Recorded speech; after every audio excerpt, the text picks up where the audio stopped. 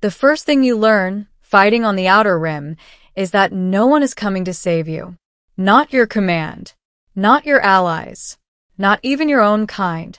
Out here, survival isn't about strength. It's about how long you can stand when everyone else has already fallen.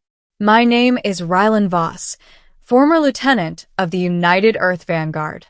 Former, because the Vanguard had left me behind. The mission was supposed to be simple: secure a remote outpost on the edge of contested space.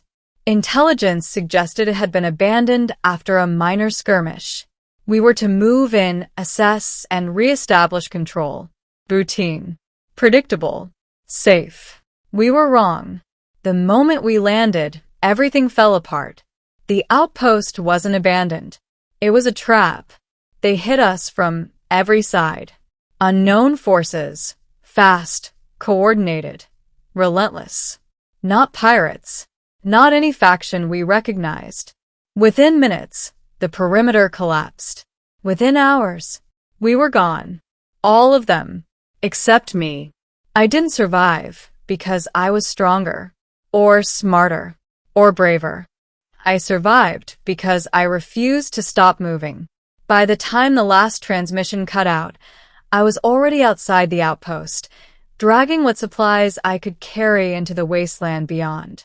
No extraction. No backup. No signal. Just silence. The planet was harsh. Dry, jagged terrain stretched endlessly under a dim, dying sun. The air was thin but breathable, laced with metallic dust that burned your lungs if you inhaled too deeply. Perfect place to disappear. Or die. I lasted 3 days before they found me again. I don't know how. I don't know why. But they came. Figures moving across the ridgelines. Dark silhouettes against the fading light. Tracking me.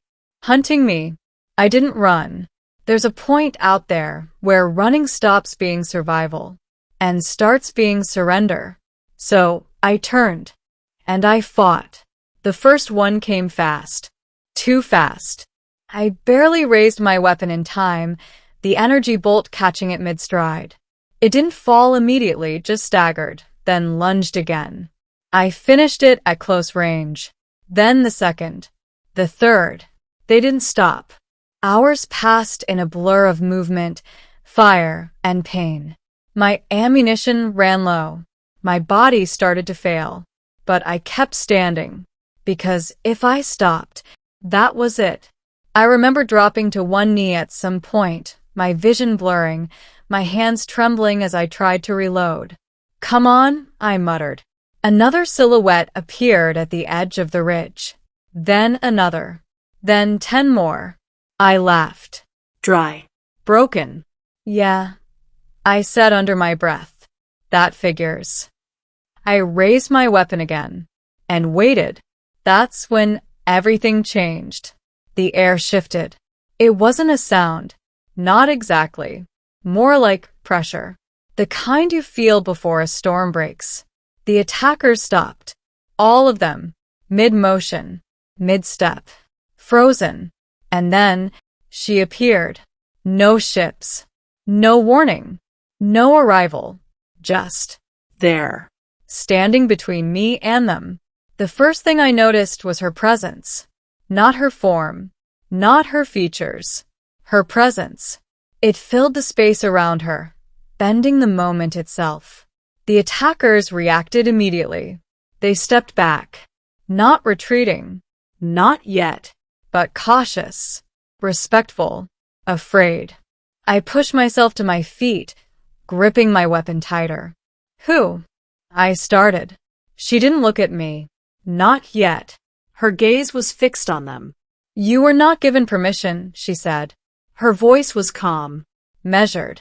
But it carried weight. Authority. The attackers hesitated. Then, one of them moved forward. A challenge. A mistake. She raised her hand. Not fast. Not dramatic. Just deliberate. And the world responded. The ground beneath the attacker fractured. Energy, pure, blinding, surged upward, engulfing it completely. When the light faded, it was gone. The rest didn't hesitate. They turned. And ran. Gone as quickly as they had come. Silence fell. The wind picked up again, carrying dust across the battlefield. And then, She turned to me. For the first time. her eyes met mine. And everything else disappeared. They weren't human. Not even close. But they were clear. Sharp. Ancient. You continued fighting, she said. I blinked. Yeah, I said hoarsely. Didn't have much of a choice. She studied me. You did. I shook my head. No, I said. Not really. For a moment, she said nothing. Then, you stood alone, she said. I let out a breath. Looks that way. Silence stretched between us. Then, why? She asked. The question caught me off guard. Why what? Why continue? She said, when defeat was certain. I thought about it, then shrugged. Because stopping wasn't an option. Her gaze didn't waver. That is not an answer. It's the only one I've got. Another pause. Then, something changed in her expression. Not much, but enough. You are human, she said. Last I checked. And you're kind, she continued slowly. You persist. I smirked faintly. Yeah. That's kind of our thing. She stepped closer. Up close, she was even more unreal. Her form seemed to shift slightly with the light, like it wasn't entirely bound by the same rules as everything else around her. Most would have surrendered, she said. Most aren't me. That earned the faintest hint of something. Approval. My name is Rylan, I said. She tilted her head slightly. Then, I am Empress Saran. That landed. Hard. Empress? I repeated. Yes. I glanced around at the empty battlefield. Of what exactly? Her gaze lifted toward the horizon. Of everything you do not yet understand. Fair enough. You've been watching, I said. It wasn't a question.